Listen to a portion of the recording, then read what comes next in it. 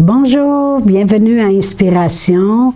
Eh bien, nous allons continuer aujourd'hui, en ce beau mercredi du mois de septembre. Merci Seigneur, moi, l'automne, c'est ma saison préférée. J'aime beaucoup tout ce qui se passe, la chaleur douce de l'automne. Amen. Alors, on a un beau sujet en ce mois d'automne, c'est « Protège ton cœur ». Et vraiment, on a vu dans notre première capsule l'importance de l'attitude du cœur. Puis ça, c'est ce que Dieu regarde, puis Dieu voit tous les cœurs. Et on a vu dans notre deuxième capsule qu'il est bon que le cœur soit affermi par la grâce. Amen. Un cœur qui craint l'Éternel, un cœur qui révère l'Éternel, peu importe les situations, eh bien, c'est vraiment un cœur qui va voir les miracles de Dieu, puis qui peut s'attendre de voir la main de Dieu. Dieu travaille avec le cœur. Amen. Aujourd'hui, on va voir l'importance de garder notre cœur plus que tout. Plus que tout. Et pour ça, on va aller dans une écriture dans Proverbe 4, verset 23. La parole de Dieu nous dit: garde ton cœur plus que toute autre chose, car de lui viennent les sources de la vie. Et je vais vous le lire maintenant dans la Bible Message, qui est une Bible anglaise qu'on traduit. Ça dit: sois vigilant de surveiller ton cœur, car c'est là que la vie commence. Wow! C'est très, très important.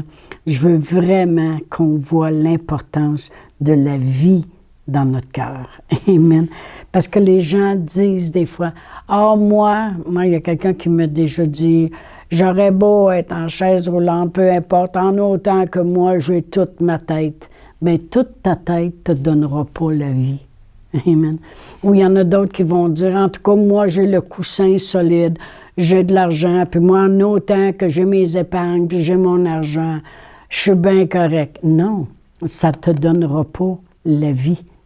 J'ai vu des gens très, très fortunés qui ne vivaient que la dépression, puis même le suicide.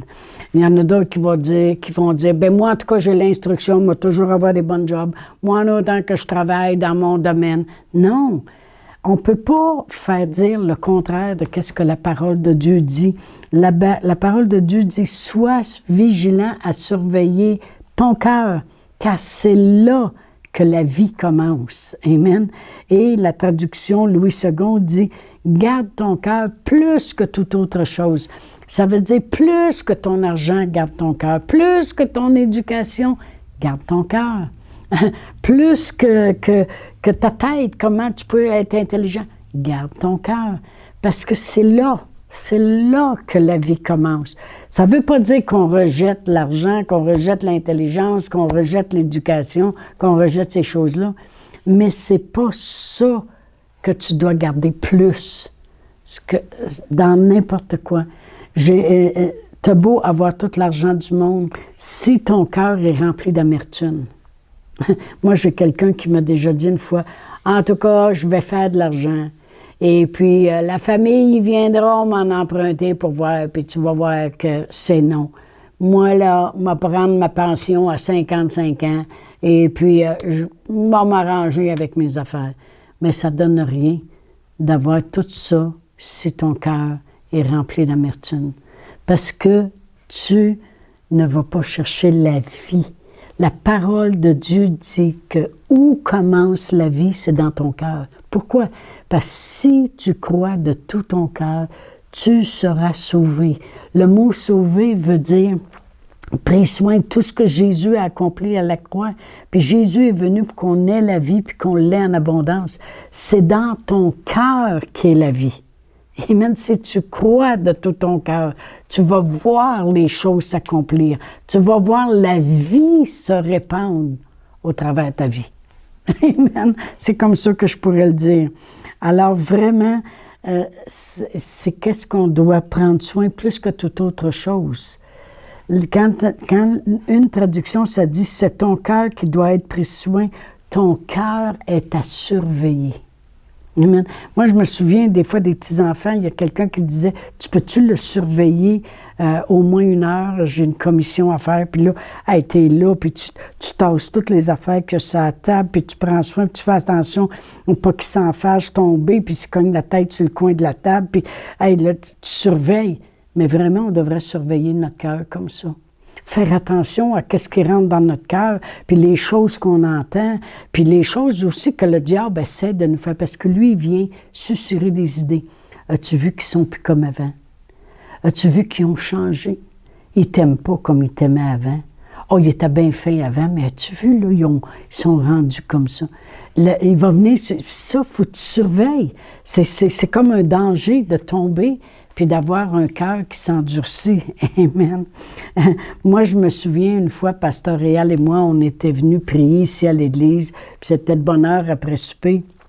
Et puis, quand on est retourné dans l'entrée de l'église pour se préparer à sortir, devinez quoi? Nous autres, on a des portes en vitre, avec des vitres chaque côté, fait que c'est assez grand, ça peut être comme à peu près 8 pieds de large, toute la vitre. Il y avait une moufette sur le perron.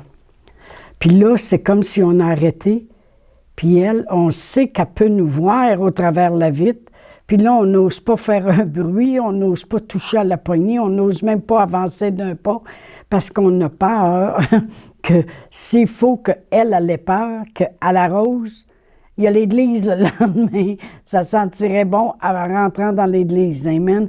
Fait que là, on bouge pas, puis... et puis on a peur de la moufette, et puis on la laisse, puis là, tout d'un coup, elle se met à marcher, elle descend le petit perron, puis elle s'en va, puis là, on avance, puis on la regarde dans le stationnement, puis on la voit partir, puis on est là. Ah, merci Seigneur. Mais savez-vous, quand la parole de Dieu dit de surveiller notre cœur, on devrait surveiller les moufettes, parce qu'ils laissent une odeur très désagréable. Ce qu'on laisse rentrer dans notre cœur peut laisser une odeur tellement désagréable que quand on arrive dans des situations, c'est comme c'est toujours cette odeur-là qui refait surface, qu'on n'aime pas, puis on dit « Ah, pourquoi j'ai parlé comme ça? Pourquoi je me suis emportée? Pourquoi je me choque toujours? » Parce qu'on a des racines qu'il faudrait enlever, puis il faudrait prendre soin puis surveiller notre cœur pour l'odeur des moufettes. Le monde va dire, c'est quoi l'odeur des moufettes qu'on peut laisser rentrer? Je connais un couple qui était marié depuis à peu près 10 ans. Et puis le gars, lui, c'était un homme à la maison, il sortait jamais. Et premièrement, il venait jamais dans notre famille. C'était un pantouflard de maison, puis tout ça. Et puis, même, il n'aimait pas les enfants, puis et il avait dit à sa femme, tu vas te faire ligaturer, that's it, pas d'enfants.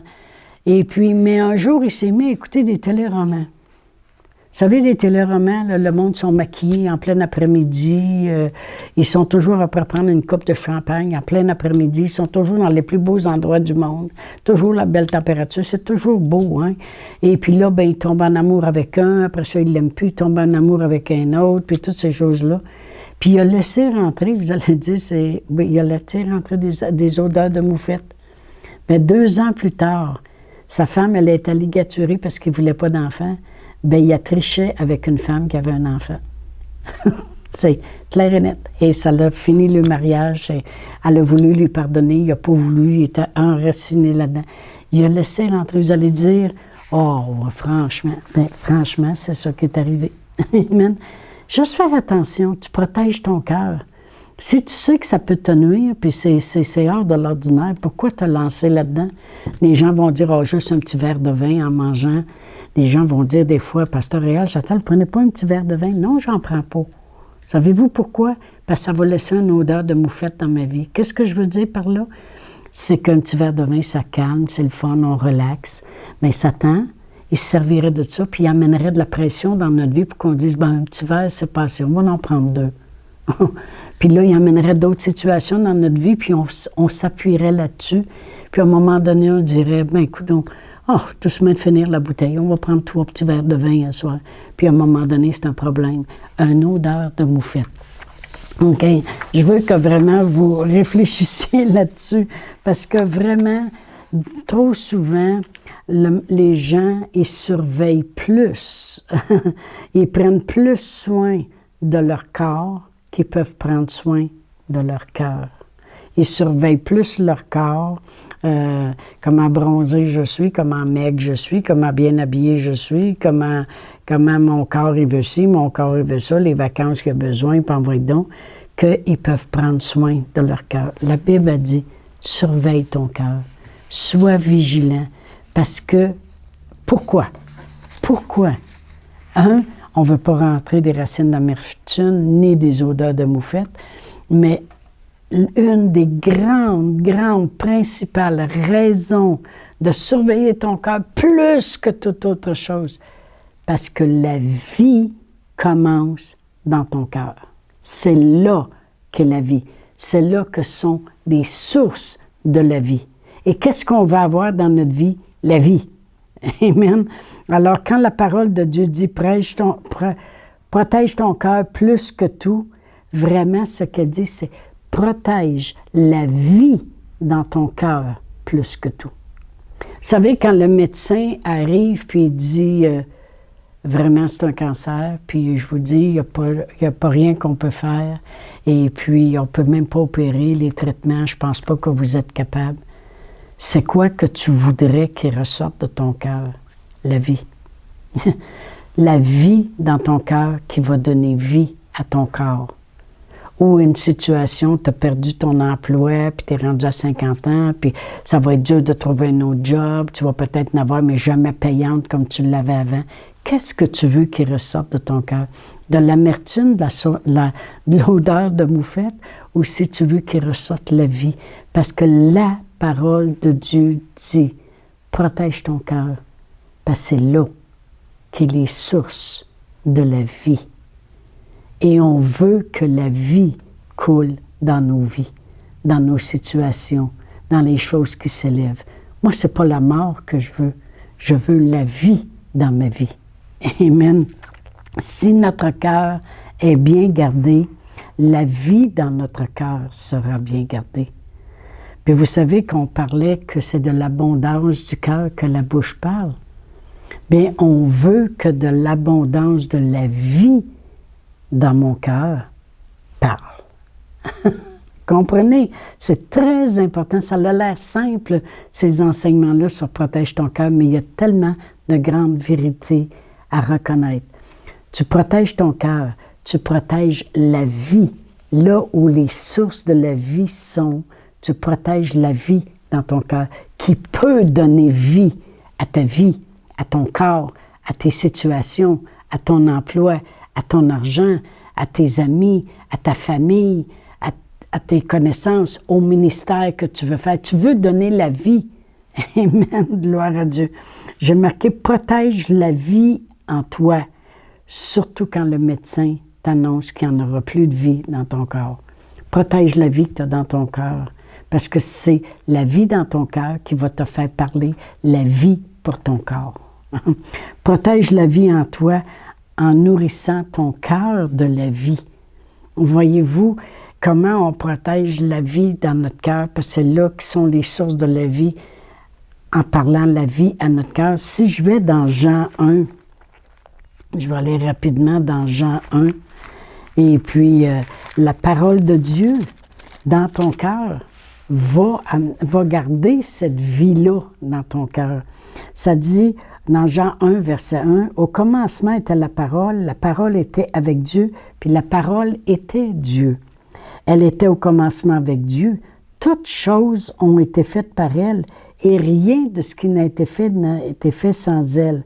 En elle était la vie. » La parole de Dieu est la vie. Quand je rentre la parole de Dieu dans mon cœur, c'est pour ça que je crois dans mon cœur, parce que c'est là que sont les sources de la vie, parce que la parole de Dieu est la vie. Amen. Et ça dit, et la vie était la lumière des hommes. Et au verset 1, et en elle était la vie, et la vie était la lumière des hommes. Mais voyez-vous, pour protéger mon cœur, je rentre la vie dans mon cœur, je rentre la parole de Dieu De l'abondance du cœur, la bouche va parler. Parce que je protège mon cœur des choses par-dessus toute autre chose, parce que de lui viennent les sources de la vie, je vais pouvoir donner vie à ma vie. Amen. Je vais pouvoir prolonger les jours de ma vie parce que je donne vie à ma vie. Je vais pouvoir donner vie à mon corps, vie à mes finances, vie dans tout ce que je vis. Amen. Alors on a vu, comme j'ai dit, que c'est dans l'abondance du cœur que la bouche parle. Mais c'est pour ça que la parole de Dieu nous dit dans Proverbe 18. On va tourner à Proverbe 18. Je sais que vous connaissez ce verset-là par cœur, mais on va tourner à Proverbe 18. Je vais lire le verset 20-21. Ça dit, « C'est du fruit de la bouche que l'homme rassasie son corps. C'est du produit de ses lèvres qu'il se rassasie. Parce que la mort puis la vie est au pouvoir de la langue, puis celui qui l'aime en mangera les fruits. » Voyez-vous, la mort et la vie est au pouvoir de la langue. Est-ce que de l'abondance de ton cœur, tu parles de l'amertume, puis tu le médites, puis tu le parles, puis tu amènes la mort, ou de l'abondance de ton cœur que tu as préservé, que tu as affermi sur la grâce de Dieu, que peu importe ce qui s'élève, la grâce de Dieu, c'est ce qui a affermi ton cœur. Tu ne penses que Dieu est bon, tu ne vois que sa parole. La vie est au pouvoir maintenant de ta langue, parce que, comme on le dit, c'est de l'abondance de ton cœur que la bouche va parler. Ton cœur, tu dois le préserver, parce que c'est là qu'est la vie. Puis on veut être capable de parler la vie. Parler la vie. Amen. Des fois, les gens vont dire, toi, tu es très positif. Je parle la vie. Amen. Alors, on va continuer et terminer la semaine prochaine, mercredi prochain. Ne manquez pas notre dernière capsule sur Protège ton cœur. Et j'espère que ça vous comble, que ça vous réjouit d'entendre ces enseignements-là. Alors, je vous dis à la prochaine. Chantal Paulus est avec vous tous les jours du lundi au vendredi sur Facebook et YouTube. Vous pouvez écrire à Chantal en privé sur Messenger. Si vous avez manqué une capsule, retrouvez-la sur la section vidéo de Facebook ou sur YouTube si vous désirez faire un don par Interac. Voici l'adresse courriel capsule.inspiration au pluriel @gmail.com. Le mot de passe est inspiration au pluriel. Vous pouvez aussi faire un don par www.eslr.org/dons. Veuillez indiquer en mémo Capsule Inspiration.